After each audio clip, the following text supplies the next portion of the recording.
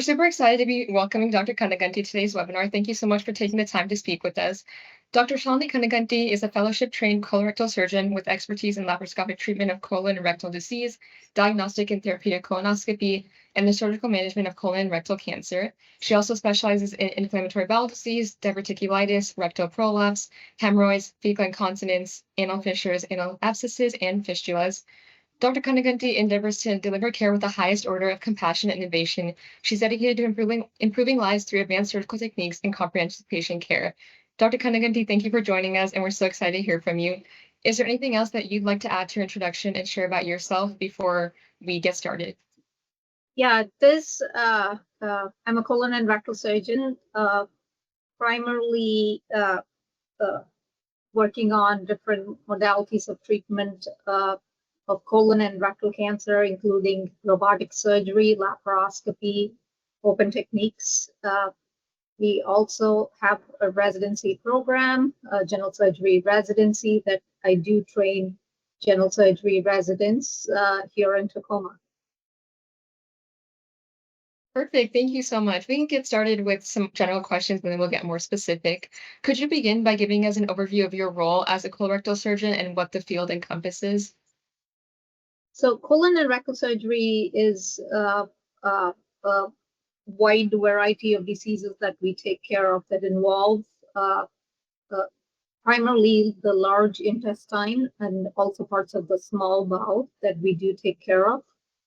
Which includes benign diseases and also malignant diseases like colon cancer, rectal cancer. And it is primarily finding treatment options for patients that present with a multitude of these diseases to help support and care for these patients. Got it. Amazing. Can you walk us through your journey into medicine from college to surgical residency and then your fellowship in colorectal surgery? So I did my undergrad and did my medical training in India. And then I came to the United States. I did my residency in Phoenix, did a fellowship after residency, which was 5 years of general surgery training, and did a year of colon and rectal surgery fellowship in Michigan Grand Rapids.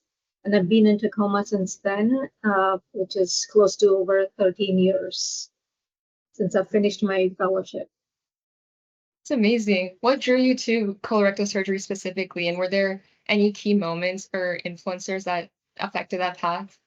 I think colon and rectal disease, as we know, colon cancer is one of the most common cancers in the United States. It is one of the leading cancer killers in the United States. It's third most common cancers. It is one of the leading causes of cancer-related deaths as well. It it is becoming more common in the younger population, and it is a very curable disease. If diagnosed at an early stage, it can be treated. So I think that is what drove me to specializing in this field, to make a difference for these patients, to be able to cure these patients from their cancer. Yeah, that's amazing. I know you were talking about how it is becoming more common in younger patients. What does your typical patient population look like on a daily basis, and how diverse is that patient population? Usually, colon cancer is like around in the 50s, 60s. Patients are usually in the 60s or after, but it's become a more common disease. Hence, we have screening recommendations to start as early as age 45 if you do not have a family history. But if you have a family history of colon cancer, you need to get screened much earlier than that. We have seen a large number of younger patients develop this cancer. It could be a multitude of factors: diet, environment, genetics that influence these, and it is becoming more common in the younger individuals. Do you anticipate with it becoming more common, do you anticipate the screening age to go down in the future instead of 45? Yeah, I do anticipate that the screening age might keep continuing to go down in the future based on the trends that we are seeing. Perfect. What does a typical day on the job look like for you? And with that, how does the weekly schedule look like? I think the typical day is very variable. It's hard to like predict a day. Uh, my practice is uh, both surgeries and clinic. We also take care of patients based on what the needs are, based on what the emergencies are. So I would say it's a little less predictable. Mhm. And in general, the surgery profession, you have to be prepared to care for these patients based on what the needs are, and being flexible is what's important. And do you have, I know you said it's variable, but kind of roughly on a weekly basis, how much is your split between surgery and clinic? How does that look like? I would say it's a good combination of like half and half between. I try to schedule my clinic days on about 2 days a week and surgery days like about 3 days a week. Mhm. And we take care of any emergencies that come up based on what the needs are. We kind of uh, are flexible and accommodate patients based on what the needs are. Got it. Um, like we mentioned before, you have expertise in laparoscopic techniques. Can you share how these minimally invasive approaches are changing the way you treat patients and how you envision them changing the way you treat patients in the future as well? Yeah, so we do. I do a lot of robotic surgery. I do some laparoscopy. In general, with these minimally invasive surgery techniques, the recovery is much faster. Patients go home much quicker, and they're able to get back home, get back to their family much sooner. It is quite devastating once they're diagnosed with cancer to like have to go through with the surgery, but it is great to see that they get back to their routine pretty quickly. And I think that's the difference that we see compared to big open operations. If you're able to perform these with minimally invasive techniques, it gives them a slightly faster recovery. How long would you say that recovery process generally is? It is very variable depending on the type of the operation, the extent of the operation. Uh, the colon resection operation can vary depending on the extent of the resection. That can depend upon the invasiveness of the disease. Can vary depend on the type of approach that is taken, whether it is laparoscopy or open. It is quite variable depending on the extent of the operation. Hmm. And can you quickly expand on what a colon resection entails? Yeah, colon resection. So there are several different sections. It is one hollow tube that is the large intestine that starts from the distal part of the small bowel that enters into the right colon, and then it ends up at the level of the rectum and anus. So the colon in general is about over 5 feet. Which if a patient has a cancer on the right side, we remove the entire right side and reattach the small bowel back to the transverse colon. It also depends on where the cancer is. If it is on the left side, we remove that section and reattach colon back to colon, colon back to rectum, or if it is very low, sometimes we have to remove the whole anus and rectum and give a colostomy. So it is variable, and every part of it uh, has a different type of an operation. It is also important to get lymph nodes with removing the cancer to appropriately stage these patients. As long as these cancers are diagnosed at an early stage, it is a very curable disease. So it is important to get the screening colonoscopies in a timely manner. Got it. And then I'm sure a big majority of your population is colon cancer. but you do treat patients with other life-altering conditions like IBD, diverticulitis, fecal incontinence. How do you approach the emotional side of care in addition to the surgical side when you know that they are going through such life-altering conditions? So it is tough for the patients. It is difficult that they're going through what they are. Sometimes they are curable diseases, sometimes they are not, and they have to be on lifelong treatments, like for Crohn's disease, which is a type of inflammatory bowel disease. It is also important to help the patients through that process. And as a provider and a surgeon, you should have that compassion to your field and have that empathy and see the patient, help them through the process the best you can. Mhm. And do you feel like, I guess, switching to more of your education up until this point, do you feel like medical school, and residency did a good job of teaching how to approach patients with this sort of empathy that you just talked about? I think it's important. I think we can all build on that. And it also comes through life experiences. It also comes through work experiences. It also comes through by learning from patients. I've learned a lot of lessons in life, uh, talking to patients and listening to them and working with them. Uh, you will learn with the happy through the happy patients. You will learn with the angry patients. You will learn a lot by helping patients. So I think overall your patient satisfaction will be great if you can spend that time with the patient and help them through that process. Mhm. And I know we touched on robotic surgery and laparoscopic surgery earlier, but and this is such a huge topic of conversation today's, but how do you feel like AI assisted diagnostics, AI in general, or enhanced imaging is going to shape your practice in the coming years?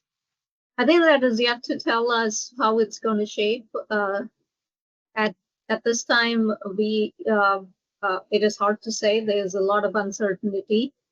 I think uh, in terms of fields in medicine, I think surgical fields will always, hopefully, will always have that demand of leading the physician performing those procedures. In general, I think uh, certain medical fields are where there is much more chances of replacement with AI are probably at a little higher risk.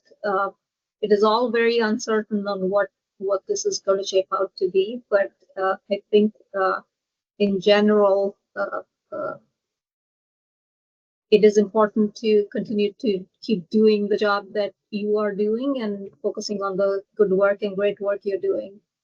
Absolutely. Have you seen AI being integrated already in your practice in any ways? Not very much. It is uh, there are some areas that they're still trying to implement, but nothing concrete. Got it. And apart from AI specifically, are there any advances or innovations in colorectal surgery specifically that you're most excited for in upcoming years or you're looking forward to?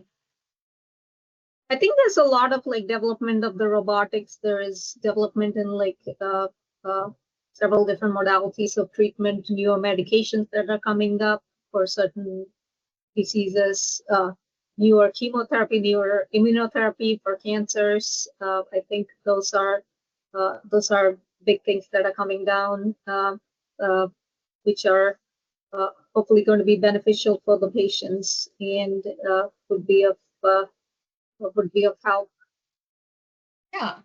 And I'm switching gears to more of a reflective point of view and giving advice to some of our students.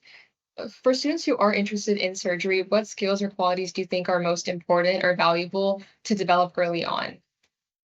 I think for students that are interested in surgery, I think in general, in any field of medicine, I think dedication is important.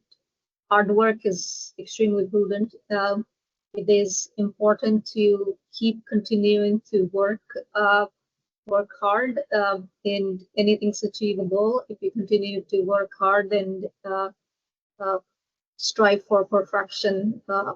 In terms of surgery, I would tell you that it's a very gratifying field. You can make a difference and you can see the difference right away. So it's hard to say that surgery is it is actually one of the most competitive fields for that reason, that you see that difference, and it is what is most gratifying. Yeah, for So sure. hard work, keep doing what you're doing, and staying focused is what's important. uh, the art of surgery is appealing to some. So I think if you're passionate about it, it is important to continue to pursue it, and uh, get to the finish line and don't give up. Yeah, It definitely. is a long process, but you will see the end of it. And it is, I could not do anything else other than surgery. I would still say the same, that I would not do anything else other than what I chose to do. That's so nice to hear. And I think for a lot of people who would be on the fence of doing surgery or not, that's a good point of view to learn from. And do you have any advice specifically for people who are maybe considering either just general surgery or debating whether they want to go into further subspecialty in fellowship? Do you have any advice for them? I think it is what they choose to do, right? It is uh, uh, surgery in general. The general surgery itself is has a lot of things that it would offer, and it would help patients take care of them. I wouldn't say it's just general surgery. I would say it is a big field, and uh, patients are able to be cared for by general surgeons. If you choose to do a fellowship, then I think there are several different fellowships after surgery if you want to go through a particular track. Like if you want to be a surgical oncologist, if you want to be a head and neck surgeon, or if you want to be a colorectal surgeon. So there are different paths that you can also choose. I think it is what interests you the most, and who you want to see and take care of. Yeah. And For me, I looking think the back, most important was to care for cancer patients. So I think that this is the path I chose. And it is also the type of cancer that you take care of, that what your work that you do can make a difference and save those patients. definitely, that's amazing. And do you feel like choosing colorectal surgery was, you said a big part of it was the fact that colon cancer is one of the most common cancers, correct? Yes, colon cancer is one of the most common cancers, and that has not changed. It is one of the leading cancer killers in the United States. So it is it is important that we care for these patients. Hmm. And looking back, what has surprised you the most about your specialty, either the challenges or the rewards that come with it? I think all of it. You learn through the challenges, and the rewards. You reap the rewards, right? So Yeah. it is a plus plus. I think you have to work through with both of them. Do you feel like there's any common misconceptions about colorectal surgery that you often hear either from patients or I think students? the general myths of colon cancer, colon and rectal surgery, and is that cancer is not curable, or cancer doesn't cause symptoms. Actually, the cancer only if present will cause symptoms, is the usual myth that patients think, and they don't get their screening colonoscopies. So don't wait till like it starts to cause symptoms, and when it does, it is more advanced than not. So screening tests are important to get these taken care of, or get diagnosed early itself, so they can be cured. Cancer in general of the colon starts as a polyp, so it's a small growth in your colon. And when it gets advanced, it starts to cause more symptoms, but don't wait till it gets advanced.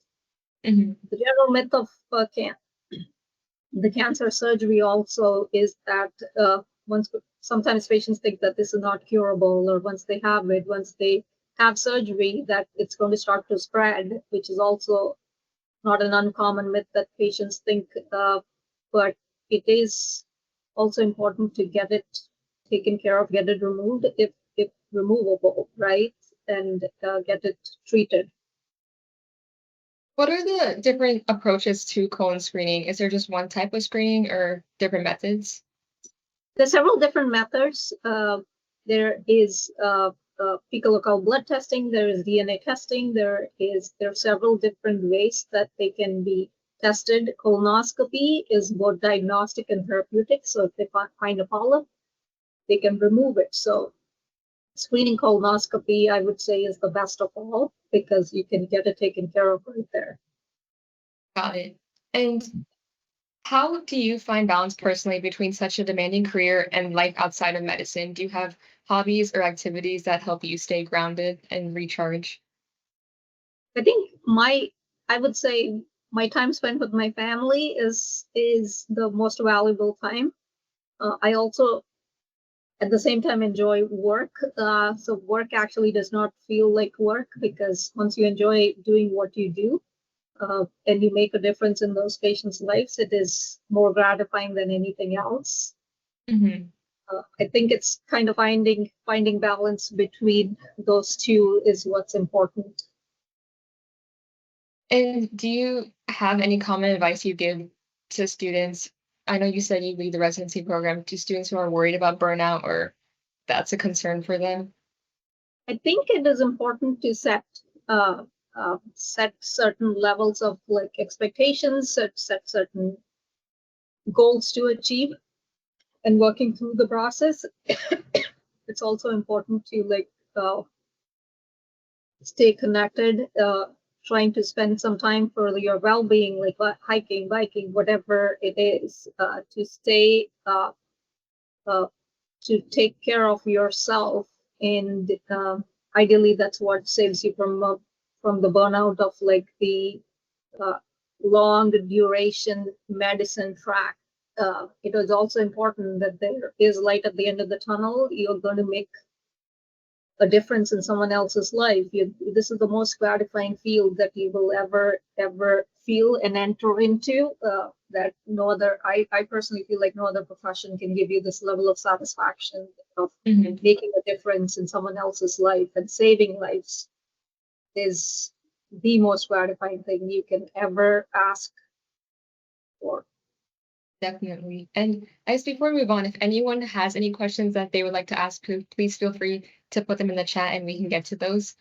I wanted to ask specifically about your role as the residency program director. Can you talk a little bit more about that and what you do as part of that role, but then also balancing, obviously, being a clinician? Yeah, so I am the residency program director. I took on this role about a year and a half ago. It is very fun teaching and educating the next generation of residents. Surgery is a competitive field. Like I previously mentioned, it is also a very gratifying field to be able to work with your hands to make a difference and to see that difference right away. Uh, Training residents is passing your skill to the next generation. It is training the next generation and making them able, capable surgeons to help take care of the people that are in need. And maybe one day they will be the best doctors that will be there to take care of you and your near ones. Yeah, and what do you see in the most competitive applicants for surgery residency? What do you find are common qualities or parts of their applications? I think the common qualities are they continue to work hard. They show that they have worked all through the process. They've maintained good grades. They've done well on their USMLE steps. They have great letters. Those are things that are important, but at the same time, it's also important to be a well-rounded applicant. It's also important to have activities that you can pursue to during the process of training. It is also important to contribute to the society. It is important to uh, keep doing well all throughout the process. For sure. We had a student ask, as you mentioned, we're seeing younger and younger patients with colon cancer. What do you think are contributing factors to this issue? There's no clear-cut reason why this is happening. If we were able to find and pinpoint the one exact reason, it would be easier. But it's usually a combination of a lot of different things: the environment, the pollutants, the diet, high in meats, less in fiber, less in vegetables. It is a combination of genetics. There's a lot of different things that have a factor to play in. It is also from sedentary, lack of activity.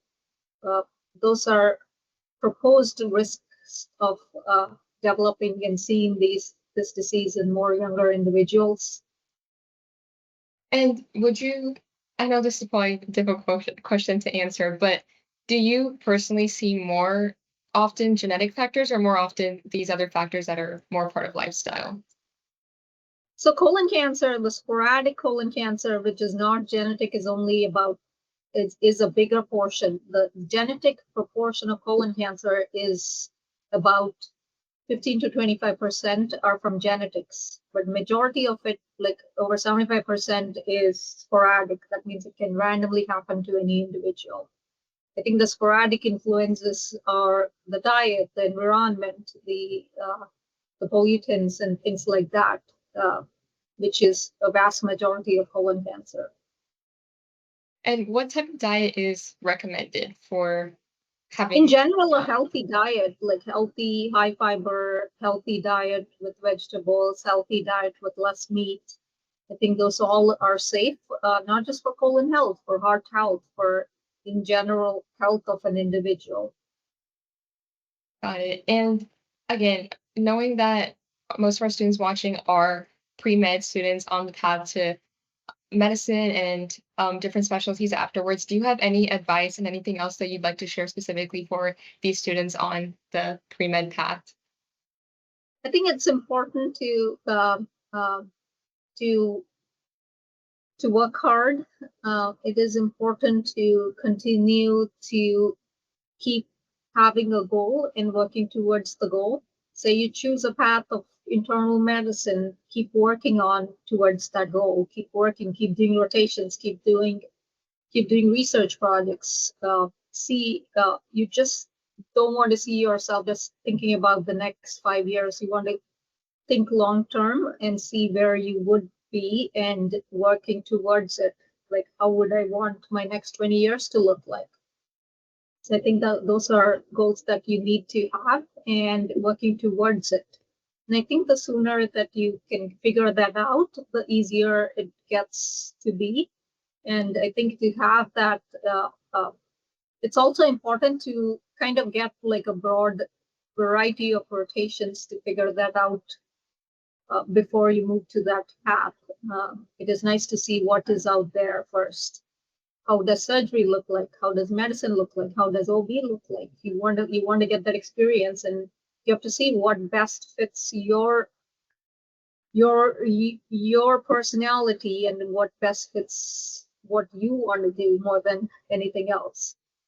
Perfect, thank you. And we had one last question from a student. Have you had any experiences with failures or moments in the OR where things didn't go to plan that taught you something that successful cases never did?